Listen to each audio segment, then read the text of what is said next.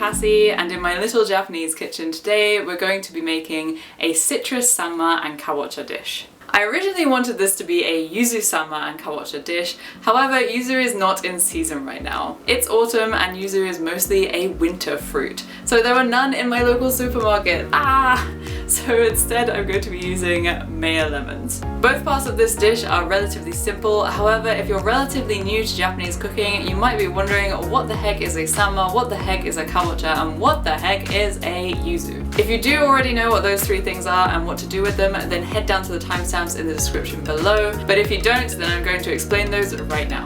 First up is the sanma. Now sanma is a type of fish, so if you're a vegetarian or you don't want to listen to this fish description for whatever other reason, then you can head to this timestamp to go straight to the kabocha description. But for those of you who are still here, this is what sanma is. Sanma is a type of fish. In English it's known as a Pacific saury or a mackerel pike, but in Japanese, in kanji, it literally means autumn sword fish. It's mostly caught up in Japan's northern region of Hokkaido, and it's a rich and oily fish that goes well with citrus. However, if you're not living in Japan, then you might not have access to sanma. I mean, I live in Japan and I've only really seen it when it's in season, in which case you can substitute sanma with mackerel. But if you do have access to sanma and you want to know how to gut and debone the fish, then I've put a link down to someone else's video in the description below.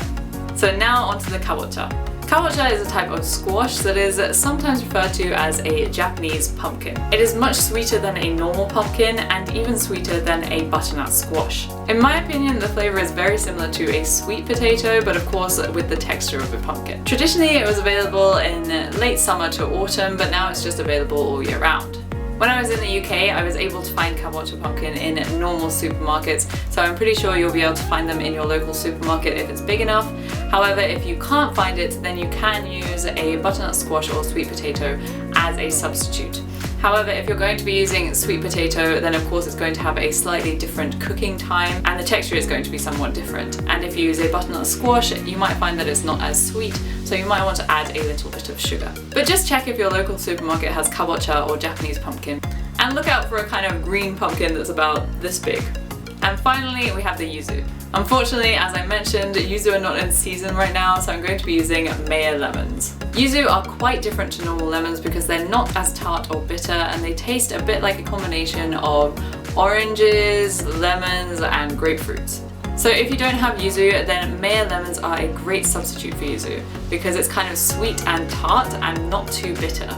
If you have a lemon and you just have like a lick of lemon, then you're going to do this face, but if you have a lick of this, then it kind of just tastes like a tart orange.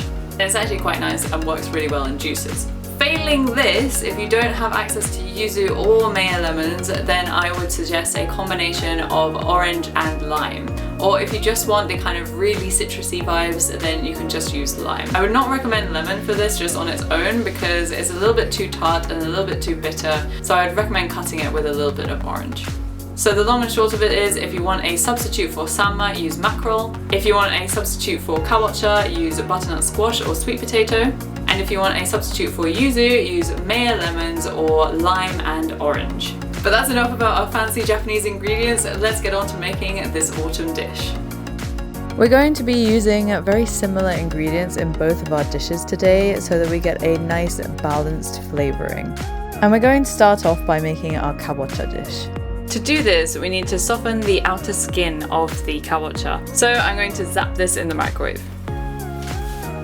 You can also soften the skin by boiling it. When I have an entire kabocha, then I prefer to put half of the kabocha into boiling water and then turn it over and cook the other half as well. And that way everything is much more evenly softened than if I put it into the microwave. But when I have a small piece like this, it's much easier to just quickly put it in the microwave. So I've just let this cool down a little bit, but as you can see, then the texture of the outside has slightly changed. And it's a little bit dry, but I don't really worry about that because we're just going to be boiling it anyway.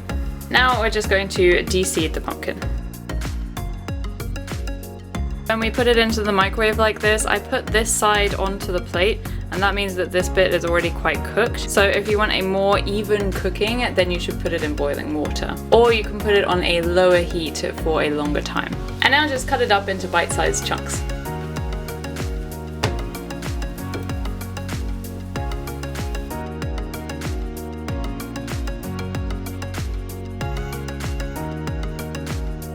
Okay, it's getting a bit hot in this kitchen, so I've just tied up my hair. So now we're going to put everything into this pot except for the yuzu, or the Meyer lemon. So it's just a tablespoon of everything.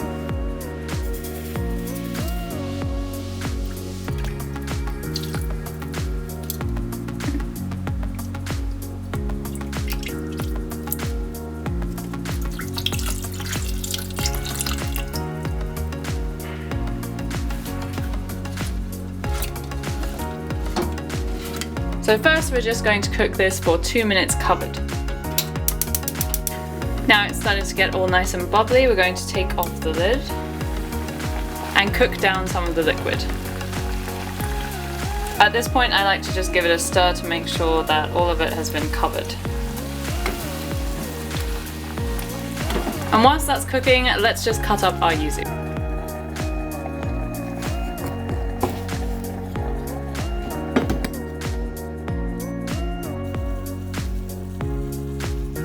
So now that the liquid has all thickened down, then we're going to turn off the heat and add in our yuzu. I keep calling it a yuzu, but I do know that it's a Meyer lemon.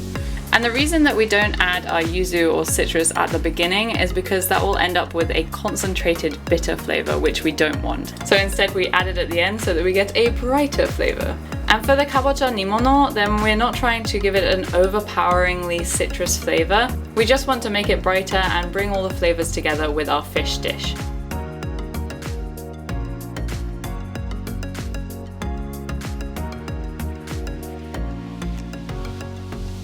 Now let's continue with our autumnal dish and go on to our sanma.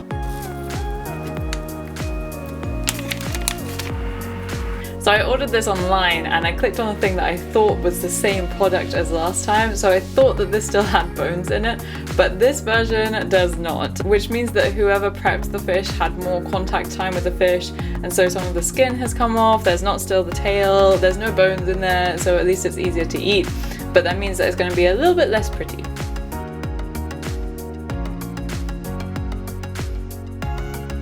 So now we're going to do a quick marinade in salt and sake for 10 minutes.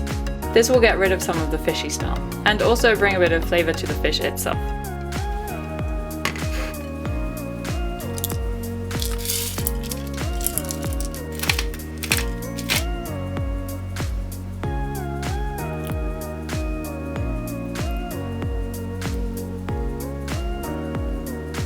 Okay, it's been 10 minutes, so we're going to very gently pat these dry. I don't want to take off any more of that skin.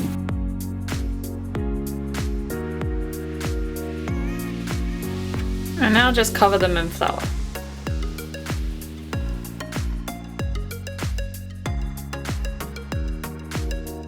Like with the salmon teriyaki, we just want a light coating of flour so that the sauce will stick to the fish and we'll seal in some of the flavour.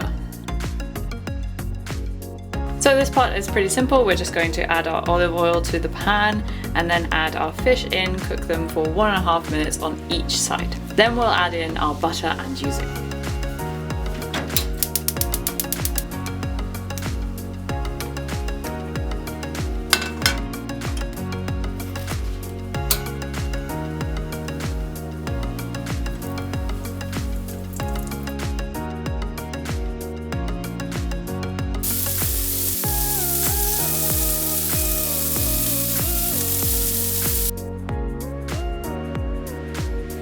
After about a minute on this side, we're going to add our butter and yuzu.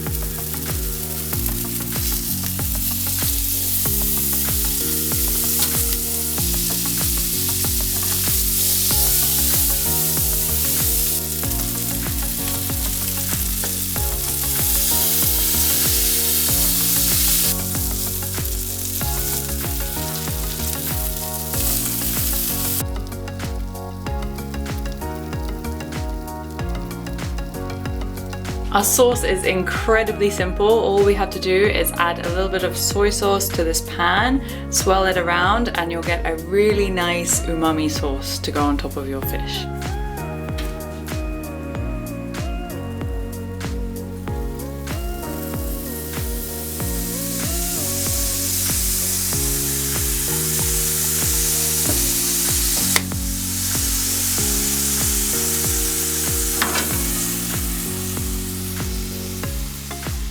If you want this to go even further, then you can use a bit of water to thin it out, which I'm going to do myself. Just like a tiny touch of water to loosen it up so that you can bring it all together. And then you'll have this nice sauce to pour all over your dish.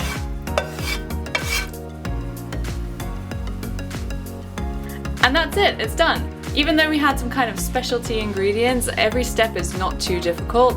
We end up with a fairly simple and very Japanese dish. Before I came to Japan, these are 3 ingredients that I never would have heard of. But they go together really well, and to be honest, I think I could eat this kabocha thing every day. It's a little bit sweet with a slight tang and just goes perfectly with a side of white rice. If you've learned anything today, then hit that like button, and if you want to learn more, then hit that subscribe button to experiment with me. But that's it for today, I'll see you next Sunday. Bye!